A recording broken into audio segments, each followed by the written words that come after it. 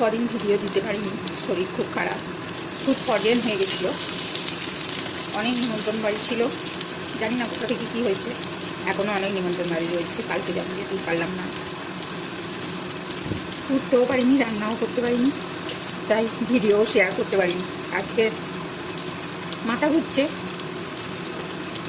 তবু কদিন সেদ্ধ ভাত করে দিচ্ছিল ছেলেটারও, তার সাথে একই সাথে মা ছেলে দুজনেরই হয়েছে। আমার বেশি, ওর কম হয়েছে একটু, যাই হোক ও বেরিয়েছে। আর আমার মাথা ঘোরাচ্ছে, সেই জন্য আজকে দুদিন শুধু আলু সিদ্ধ, কাঁচকলা সিদ্ধ আর একটু করে ভাত দিচ্ছিল, তাও খেতে পারছিলাম না আজকে। ওই জন্য একটুখানি উঠতে পেরেছি, একটু ঝোল বসাচ্ছি। ভাতটা ফুটিয়ে পাশে রেখে দিয়েছি, রেখে দিয়ে ঝোল বসাচ্ছি। আর ভাজি ঝোলটা একটু ভেজে নিয়ে আর প্রেসারে সিটি মেরে নেবো, কারণ অনেকক্ষণ দাঁড়াতে পারছি না। আর মাছ একটু ভেজে নেবো। আর কর্তা মশাইকে বলেছি মশলা করতে হবে না, এমনি লঙ্কা গুঁড়ো, হলুদ গুঁড়ো দিয়ে একটু, কিংবা কাঁচা লঙ্কা দিয়ে একটুখানি মাছটা এই কাই মতো করে দিতে, তাহলে তেলটা বেরিয়ে যাবে, তেলটা ওতে থাকবে না। ঠিক, এখন এই ঝোলটা বসাচ্ছি। কাঁচকলা একটু বেগুন দিয়েছি, বেগুনটা আমি ভালোবাসি, কিন্তু দিয়েছি একদম খেতে পাচ্ছি না, সেই জন্য। গাজর টাজর দিলে বেড়েও যাচ্ছে, ফেলাও যাচ্ছে।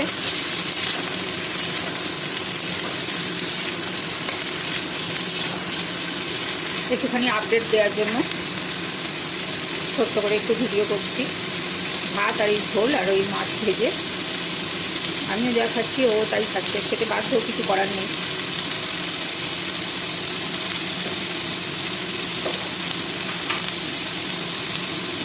কোনোদিন এরকম পরিস্থিতির মধ্যে আমার পড়তে হয়নি। কীভাবে কী হয়েছে জানি না, খাবার থেকেই হয়তো হয়েছে। ডাক্তার জিজ্ঞেস করছে আর কতগুলো নেমন্তন্ন বাড়ি রয়েছে। সামান্য একটু লঙ্কা গুঁড়ো দিলাম, কাঁচা লঙ্কা দিয়েছি, সামান্য দিলাম। আর সব গুঁড়ো মশলা দিয়ে আজকে করছি, ধনে গুঁড়ো, জিরে গুঁড়ো,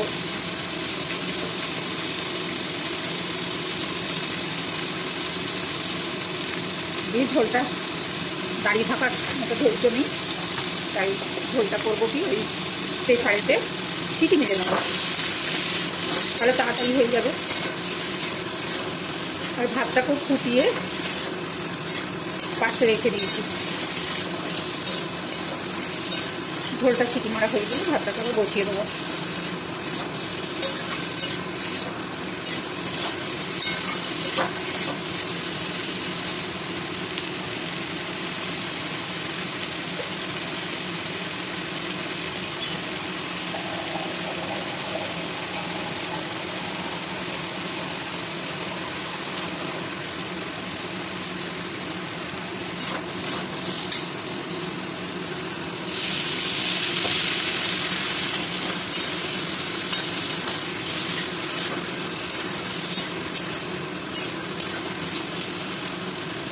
আর একসাথে অনেকগুলো নিমন্ত্রণ বাড়ি পড়ে গেছে, কী থেকে হয়েছে জানি না।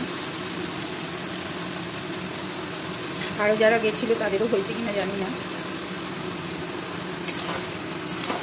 এই খাবারের মধ্যে একটা জিনিসই হচ্ছে, আমরা মা আর ছেলে খেয়েছি, একটা রাইস ছিল, সেটা বর খাইনি, ওর হয়নি, বলছে মনে হয় রাইসটাতেই কিছু হয়েছে গণ্ডগোল। যাই বা হোক, যেটাই হয়েছে।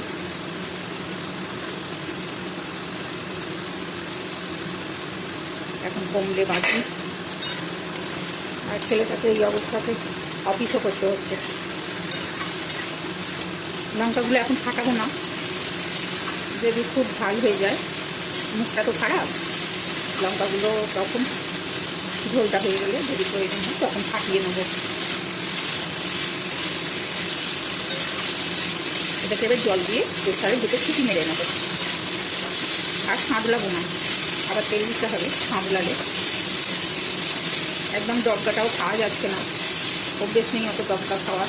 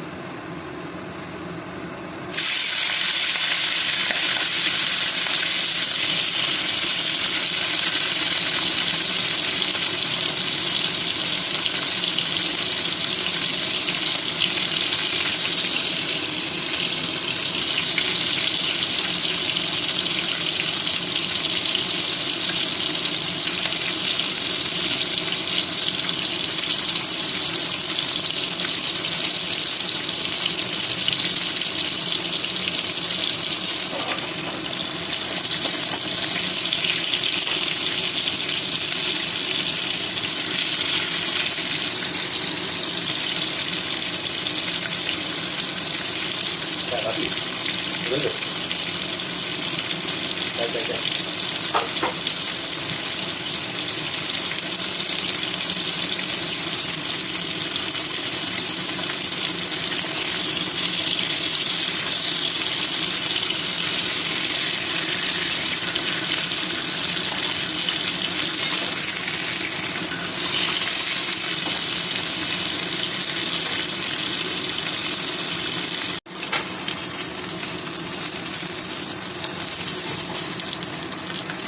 লেবড়াটা ভাজা হয়ে গেছে, মুড়োটা আর একটু ভাজবো, আর চাকাটাও আর একটু ভাজতে হবে। আজ আর পোস্ত বাটবো না, লঙ্কা গুঁড়ো, হলুদ গুঁড়ো, ধনে গুঁড়ো দিয়ে ঝালটা করে নেবো, কোনো মশলা করতে পারবো না।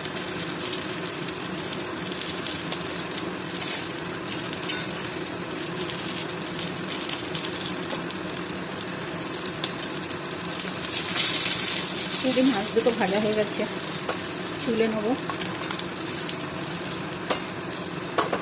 নিয়ে এতে লঙ্কা গুঁড়ো, হলুদ গুঁড়ো, ধনে গুঁড়ো দিয়েছি, আর একটু নুন দিয়েছি।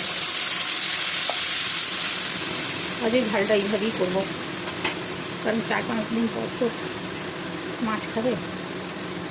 কদিন মাছ ফাছ কিচ্ছু রান্নাই হয়নি, শুধু ওই সেদ্ধ ভাত দুবেলা খাচ্ছিলাম। ঝোলটা ফুটে গেছে, মাছটা দিয়ে দিলাম, আর প্রেসারে ঝোলটা সিটি মেরে নিয়েছি। এই গরম গরম খেয়ে নেবে, ভাতটা বসাবো, হয়ে যাবে।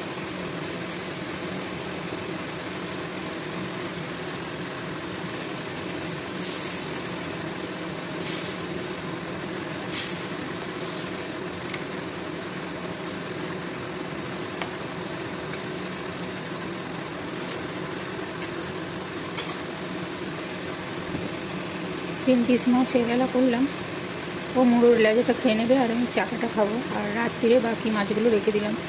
রাত্রিরেও যেহেতু আমরা কদিন ভাত খাচ্ছি, সেই জন্য সেদ্ধ ভাতের সাথে মাছ একটু ভেজে দিলে গরম গরম, যদি সবাই খেতে পারে। মুখটা তো খারাপ হয়ে গেছে সবার।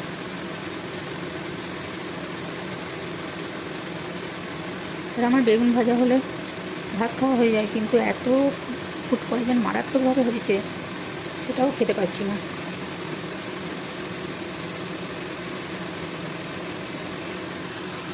এটা নামিয়ে নেবো, নিয়ে এবার ভাতটা বসিয়ে দেবো।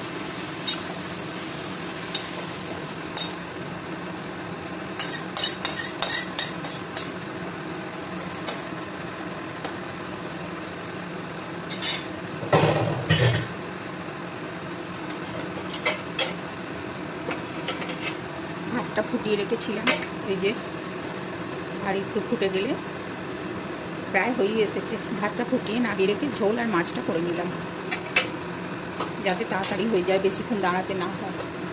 আজকের মতো এই পর্যন্তই বন্ধুরা।